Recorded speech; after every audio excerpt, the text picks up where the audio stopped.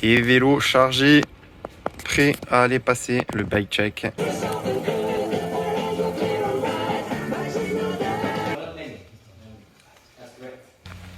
Et voilà, donc je viens de terminer là, le bike check du vélo et également donc, le brief avant le départ. Donc bon, pas très rassurant. L'idée en gros, 63 participants, quasiment une grosse majorité qui sont des débutants, parce qu'en fait ceux qui l'ont déjà fait une fois ne reviennent pas une seconde fois. A priori c'est difficile. Donc on verra. Là où c'est positif, c'est la météo annoncée. Ils annoncent pas de pluie, ce qui est rare au Pays Basque.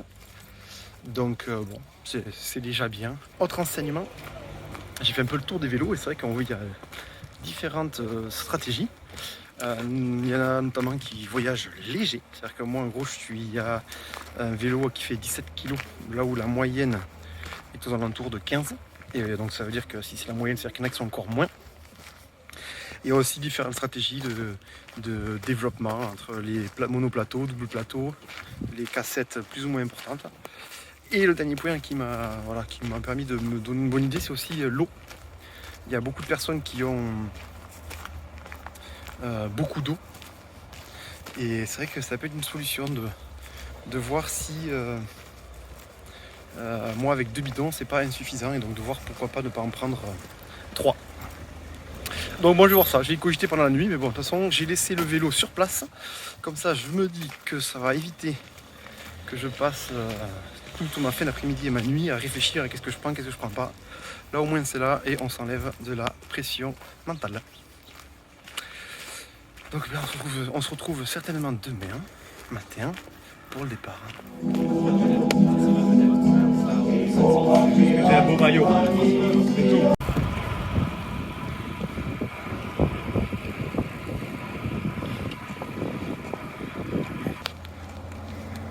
J'arrive au sommet d'Ochondo là, donc après. Hop.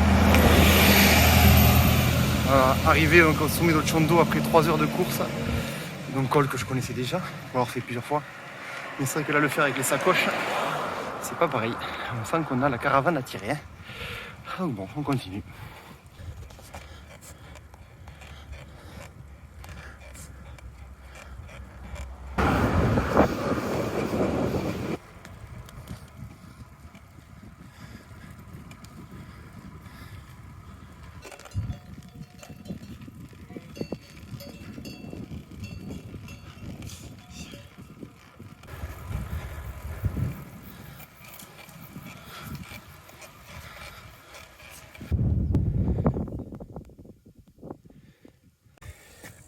Alors, il est 16h48 en pleine ascension du col d'Arnostegui.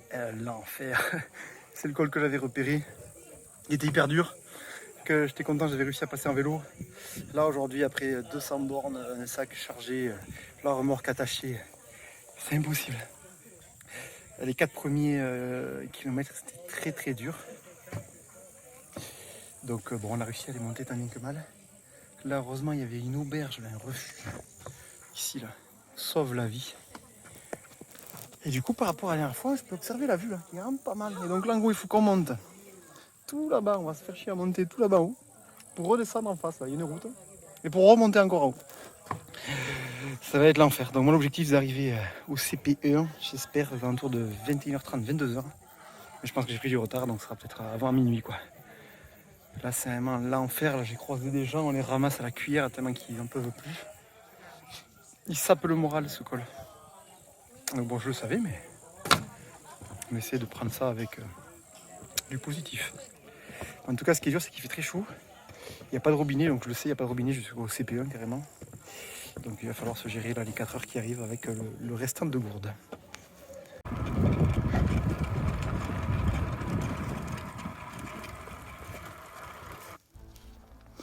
Alors point, course, il est 19h30 là. Il me reste 6 km dans le col d'Erolzate. C'est le second col, juste après Arnostegui. Il est affreux, c'est 10%, enfin entre 9 et 10% les 10 km. Donc c'est horrible. C'est un no man's land, je vois personne. J'ai dépassé un gars qui avait des crampes et tout, il marche, enfin, ça va être terrible. Moi l'objectif c'est d'arriver dès que je peux là au checkpoint, parce que juste après j'ai réservé un logement dans un camping. Et le gars m'a bien expliqué que si c'était trop tard il pouvait pas parce qu'après il partait. Donc voilà, donc il faut que je me bouge. C'est difficile. Là vraiment, niveau énergie, c'est dur. En plus, je pense que d'ici une demi-heure, une heure, il va faire nuit. On va voir ce qu'il me reste. Donc ces 6 km là. 7 km ensuite et 6 km pour aller au Chalet d'Irati. Donc en gros, il me reste encore quasiment 20 km. Horrible. Vraiment, c'est très difficile. Pourtant, j'avais reconnu et tout, mais c'est vraiment difficile. Je veux vraiment atteindre ce checkpoint là pour pouvoir en prendre un peu d'avance, mais compliqué. Bon allez, je continue.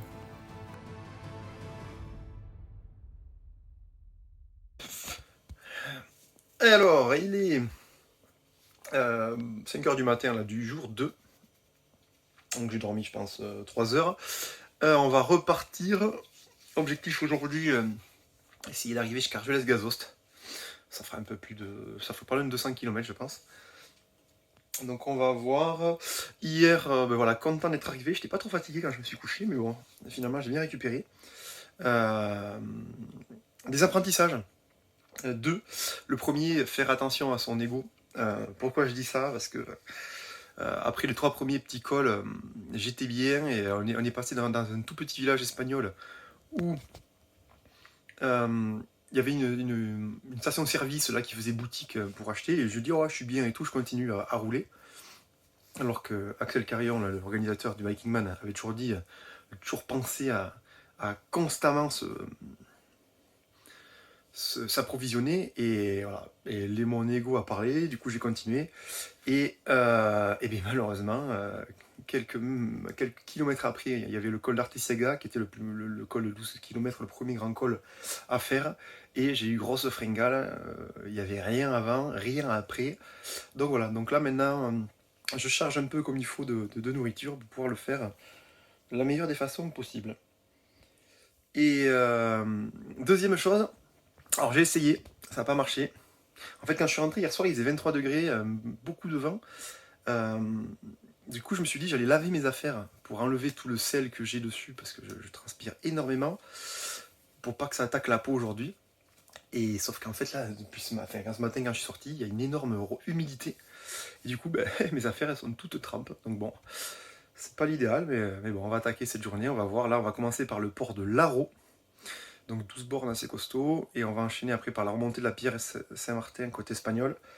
Donc je pense que dès qu'on sera là déjà on aura fait le gros, et après il me restera à aller chercher Argelès-Gazost avec plein de faux plats montants. Donc on va voir comment ça se déroule. Le soleil se lève sur le sommet du port de Laro. Beaucoup de rafales pleine face. On est arrivé de là-bas. Le vent lui qui souffle dans cette direction, donc on a pleine bille. J'espère qu'on l'aura dans le dos pour monter la Pierre Saint-Martin vu qu'on monte de l'autre côté. Bon, en tout cas ça va pour l'instant, ça fait 1h15 que je suis parti. Il me reste, je sais combien il me reste. Il me reste, on va voir ici, 2,6 km à 8%, un gros morceau pour finir et passer. Pour l'instant ça va, les jambes fonctionnent bien. J'essaie de pédaler en cadence, donc plutôt content. Maintenant on va basculer vite en Espagne et j'espère pas trop froid là avec ce vent, donc allons-y. Et allez, on attaque la descente du port de Laro. Le col est vraiment magnifique. Bon, il est hyper exposé au vent, mais c'est vraiment magnifique. Et on en profite bien sûr, petit déjeuner espagnol, vu qu'on repart en France et qu'après on n'y revient plus. Ça serait dommage d'en profiter. Enfin, dommage de ne pas en profiter, vous avez compris, mais bon, c'est la fatigue. Arrêt à mi-chemin de la Pierre Saint-Martin pour vous montrer la vue. Le début est assez dur, hein, avec des gros pourcentages. En fait, là, on ne le voit pas trop, il y en a quelques-uns. Mais il y a plein de lacets, c'est hyper joli. Et a priori, là, on va arriver sur des portions un peu plus plates. Donc, on va voir. J'espère y être avant midi. Donc là, on est en période de transition depuis un moment. En gros, on a descendu la Pierre Saint-Martin. Et là, donc, on est en transition jusqu'à Col d'Espandel. Et c'est très monotone. C'est une petite route là, ça monte, ça descend. J'ai plus de jus. C'est-à-dire que je suis tout seul depuis ce matin en fait. Je croisais personne. Donc c'est dur quoi, mentalement c'est dur. Parce que ce matin j'avais des bonnes jambes. Et là je vois que j'ai plus rien, que je suis vide. Donc il me reste l'Espandel à monter. Parce que l'objectif c'est quand même d'aller dormir à Argelès-Gazost. Donc on va voir, j'espère que ça ira mieux dans quelques heures. Et c'est parti, pied du col d'Espandel. Enfin, Garmin me dit qu'il a commencé, mais le vrai col est dans, je pense, quelques centaines de mètres. Bon, il est 18h45, je crois. L'objectif, essayer d'arriver avant 9h là-haut. On va voir si on peut voir le coucher de soleil, ça peut être sympa. Donc on va voir, là, j'ai les jambes vraiment cuites. Plus de force. Mais bon, on va voir, on va y arriver. Il y a d'autres copains derrière, là, les copains de galère. Peut-être qu'ils me rattraperont et que ça me donnera du boost. Bon, allez. À très vite. Après le lever du soleil au port de l'Aro, le coucher du soleil au Spandel. Réveil du jour 3, il est 6h du matin, là je vais pas tarder à partir. Hier très difficile, très difficile entre la chaleur. Il y avait une portion là entre le col de la Pierre Saint-Martin et celui de Spandel qui durait plusieurs heures avec plein de petits radars, des petits pétards là. Vraiment très compliqué à gérer, enfin bon on l'a passé. Je me suis arrêté au kilomètre 450 pour dormir, donc là je vais quitter le bungalow et on va partir aujourd'hui au programme Port de Balès, Peilleresourde, Col d'Asper, CP2. Et si tout va bien, ça sera déjà une bonne journée. Allez, ça fait 1h30 là que je suis reparti. Donc le temps de tester les guibolles là sur une première petite côte de 7 km avec un pourcentage correct.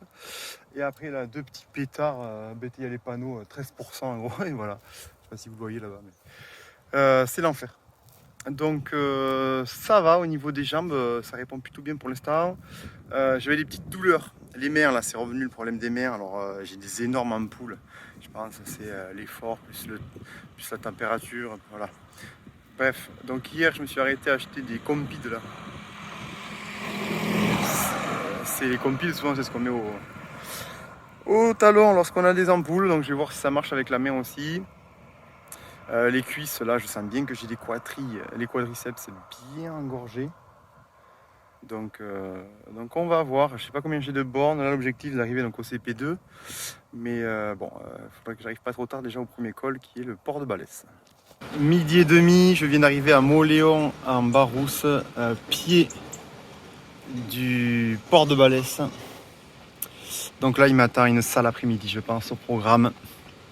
20 km suivi de 10 après de Peilleresourde.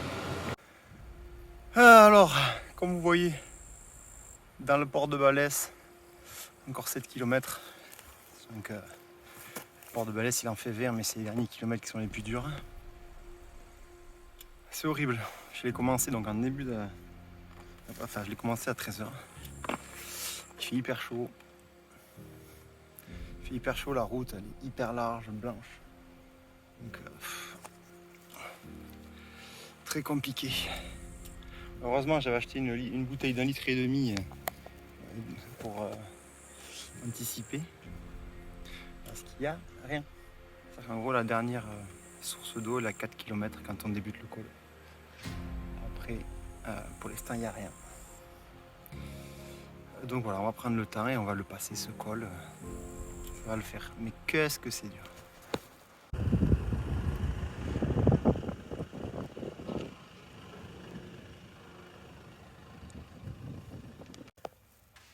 Dans les deux derniers kilomètres du Peilleresourde, donc je sais pas si vous voyez, mais Peilleresourde, c'est régulier, c'est en gros toujours entre 7,5 et 8,5%. La route est très bonne, le revêtement. Par contre, il y a beaucoup de voitures qui la prennent, donc c'est vrai que quand on a été habitué à avoir aucune voiture sur les différents cols, ça change un peu. Voilà, et donc là il me reste à monter ici, là pour basculer là-bas où on aperçoit le soleil qui va se coucher. Et donc je viens de tout là-bas en bas.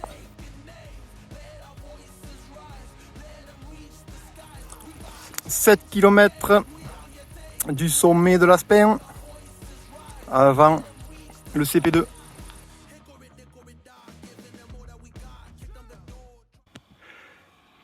Sommet du Tourmalet, jour 4.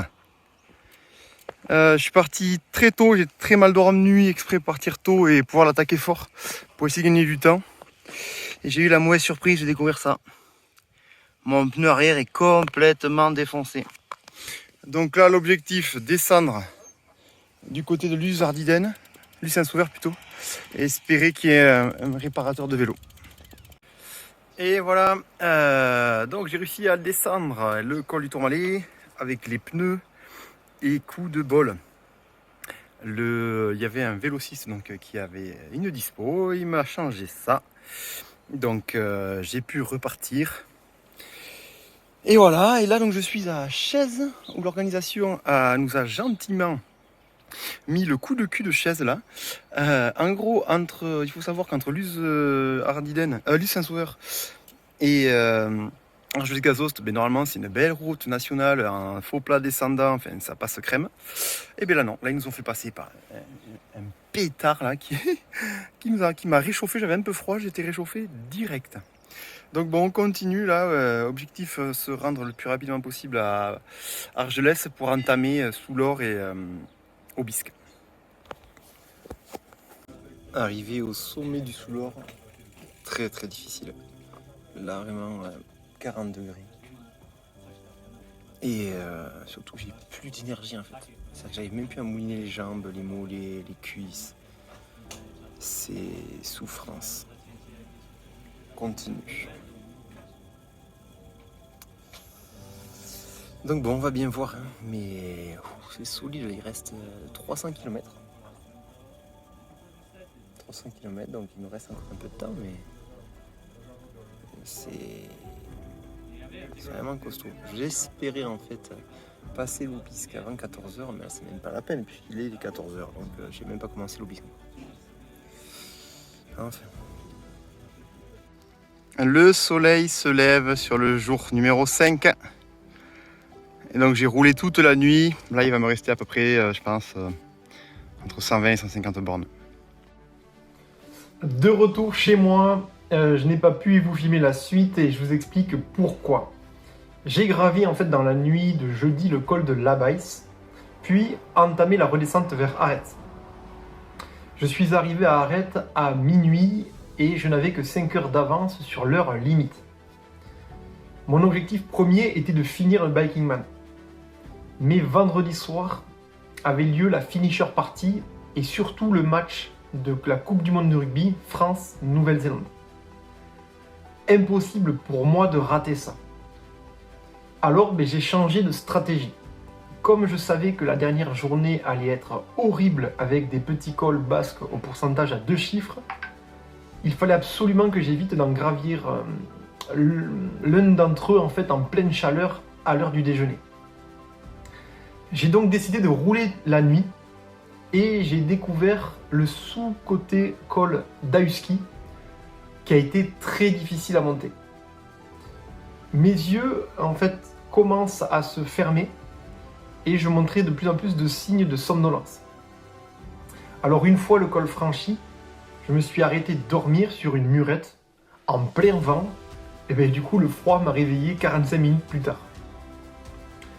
J'ai alors roulé sur les routes interminables du Pays Basque avec une succession de montées raides et de descentes. Il faisait très chaud et ça faisait depuis la veille au soir que je n'avais rien mangé.